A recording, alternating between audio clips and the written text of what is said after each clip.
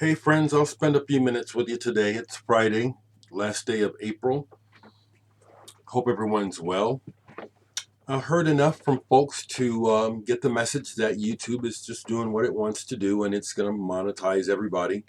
I may or may not sign up to receive the money from the ads or not. I don't care about that money. I guess I really am kind of an oddball, because I really don't care about that money. Just a couple things, kind of personal. Hey Stephanie, hey great nephews, hey nephew, hey Oscar. I always see from Oscar, Ellie, all of y'all. Hello, Phil, PJ, P Junior, everybody. Had a visit yesterday. The lead singer of my band RAF and I, we both had our first shots, and he'd been wanting to bring me some new. He wanted to bring me a new mask, but he also wanted to bring me some swag. Some product that he's made for when the band gets back in action. This is a new coaster that he's made for our band, RAF. Pick your poison. I like that design. I wouldn't mind it if it ends up being the cover for the album, which more has been done on. It's not almost done. Speaking of done, I am pretty much done with the inventory. And the total number is just around 14,000. I still have 45s, and it's funny, even though I think that I have gone through the shelves pretty solid, I keep finding things that I missed, which is kind of fun.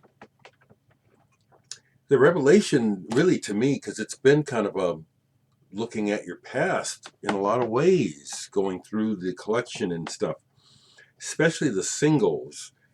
I really do like pop music and I like a good song.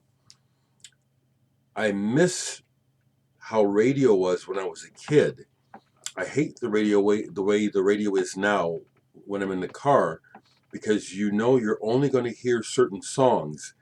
That's part of the value of keeping these records, is that I was just playing a bunch of old hits that they never play on the radio. I never catch them.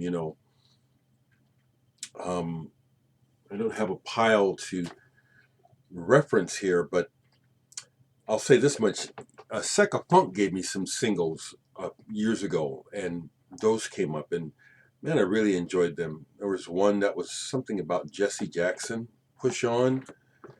Really enjoyed that.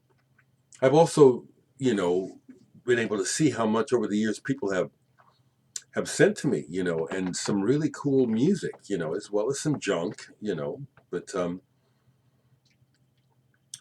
so I feel like a bit of a reset in my head right now, where I'm done with that, and I can refocus on some stuff that was sent to be reviewed. Um, I've mentioned this stuff already, but I haven't really reviewed it, so I intend to get to it. What's here to show you? Where really nothing is. Everything is pretty much put away, except something I did get recently, a reissue of. Another thing I've noticed is these old Blake sleeves. Because of the way that I shove records in and out, they haven't fared too well over the years. But I'm not complaining. That was a fun endeavor to be a part of, the making of the Blake sleeves. This was reissued, something I've been after for years, Inuyama Land, produced by Hiromi Hosono. Excuse me. The story about the making of this album is very interesting, and it's one that I personally relate to, because the guys making the music had no intention of making a record at first, but one thing led to another. The story is interesting inside of here. And it's almost like video game music. something that I pulled because I couldn't remember what it sounded like. Is this Japanese CD that I had bought of Hans Joachim Rodelius and Dieter Mobius live in Japan. And this is a very abstract set that they play compared to some of the more melodious things they do. This is pretty abstract and interesting indeed. I haven't gotten back to the Mike Taylor yet. That was sent to me by Jazz in Britain.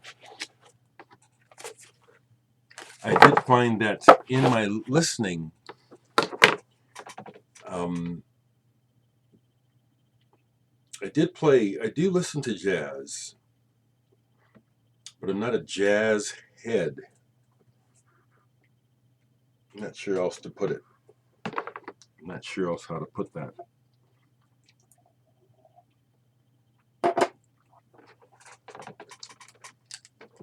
Last thing I want to share is kind of social. I see that folks are celebrating the first 100 days of this administration, and people are celebrating that we have a black woman vice president.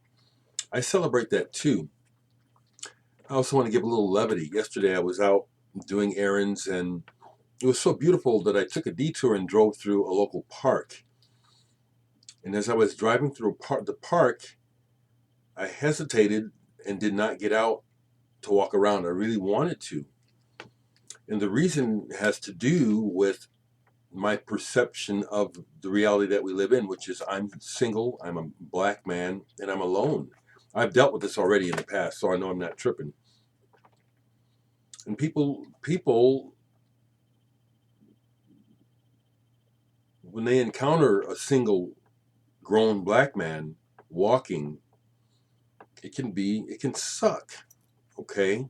A lot of assumptions always being made in good old, okay. So, I'm glad that we have an administration that's actually doing something.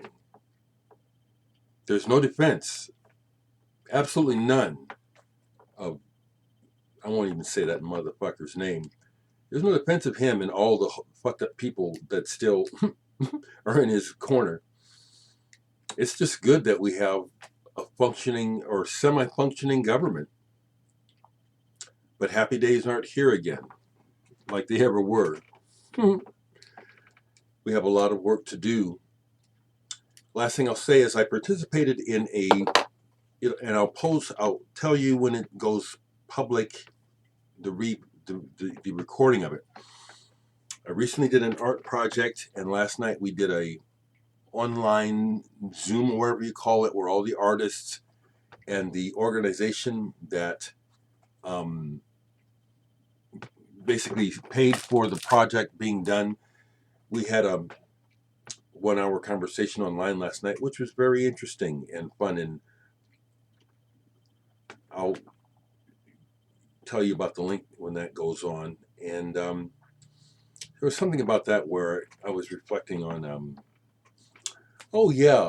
about how political correctness and politics is just really poisoned everything. I really noticed how a lot of the folks at first were really concerned, and maybe you'll pick it up when you see it, about how they address other people and what they say and being politically correct.